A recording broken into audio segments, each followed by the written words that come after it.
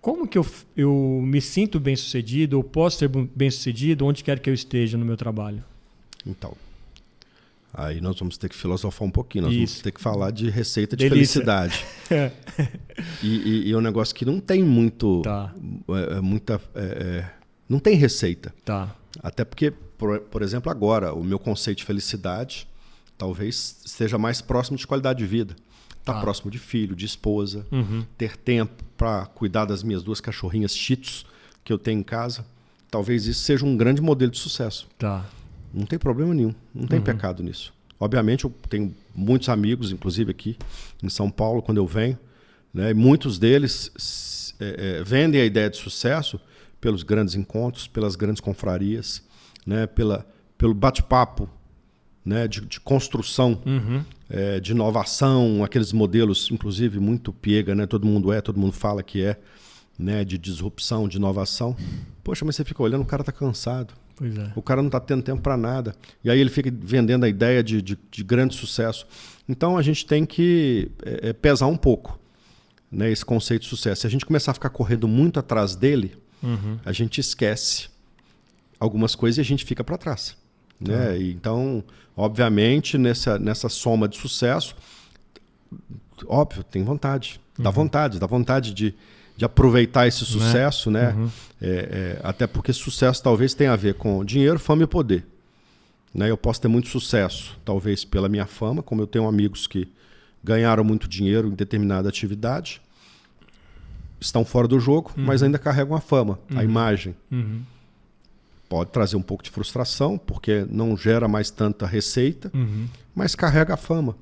Né? E essa fama talvez lhe dê um pouco de poder. Né, de poder chegar num restaurante e ser reconhecido, de poder abrir algumas portas pela facilidade que tem da tua imagem. Né? Obviamente, a soma de tudo é que vai definir esse sucesso dele. Mas pode também. Ele pode ficar muito frustrado em função dessa fama, desse poder, não gerar mais dinheiro. Tá. Né? Então, a gente tem que buscar equilíbrio disso. Eu também conheço muita gente que não tem dinheiro, que não tem fama, e não tem poder e é feliz pra caramba. Feliz da vida. Né? Toda hora que eu penso nisso, eu lembro do meu caseiro. Eu tenho uma propriedade no litoral sul de Alagoas e o meu caseiro, o Irã, ele está comigo há 14 anos. Né? Ele vive as dificuldades comuns da região Nordeste, né? Inclusive de educação básica, mas ele é feliz pra caramba. Inclusive ele fica me perguntando, quando ele me liga, tá onde, patrão? Ah, tô em São Paulo, mas pra quê? Você está fazendo isso aqui, mas para quê? Né? E aí eu fico realmente pensando para quê. Dia desse eu fiquei pensando, dei vontade de comprar uma máquina de Nespresso para ele. Sim. Levar lá para o interior de Alagoas. Aí ao mesmo tempo eu pensei, mas para quê? Porque se eu chegar lá e levar isso, ele vai perguntar para quê? Né? Porque ele pode fazer 1 litro de café, né? Com um custo menor e não necessariamente ter que enfiar uma cápsula. Então, eu não ia provocar mudança nenhuma mais saboroso nele. do Isso café. não ia gerar sucesso nenhum para ele. E sucesso talvez tenha a ver com o comum. Né? E é claro, quando a gente busca sucesso, a gente busca empreender, a gente busca ampliar as nossas fronteiras, traz um perigo maior. Que a gente começa a conhecer o novo. Por exemplo, alguns anos eu assisti o filme, não sei se você já viu, O Quarto do Jack.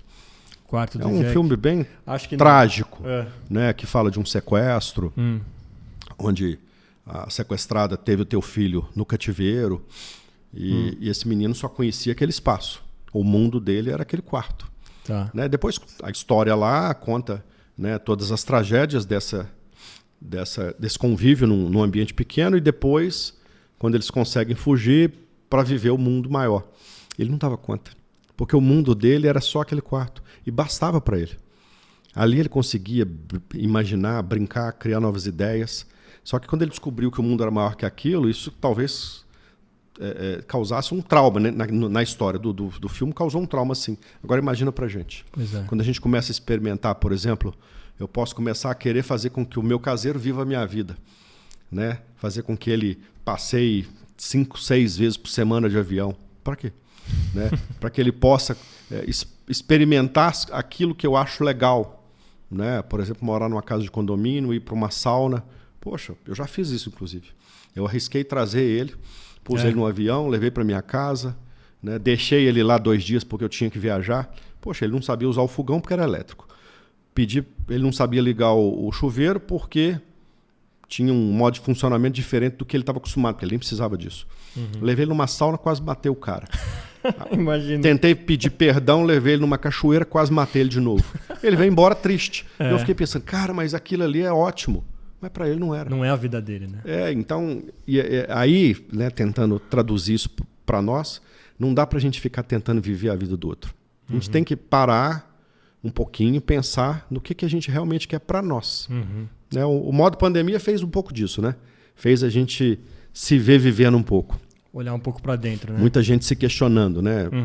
A sua atividade diária, o seu funcionamento, né? E não é à toa que muita gente largou tudo. Né? E talvez seja mais feliz nesse modo. Porque aí a gente percebe que esse modo, volto lá, não tem muito a ver com dinheiro, nem fama e nem poder. Tem a ver com viver.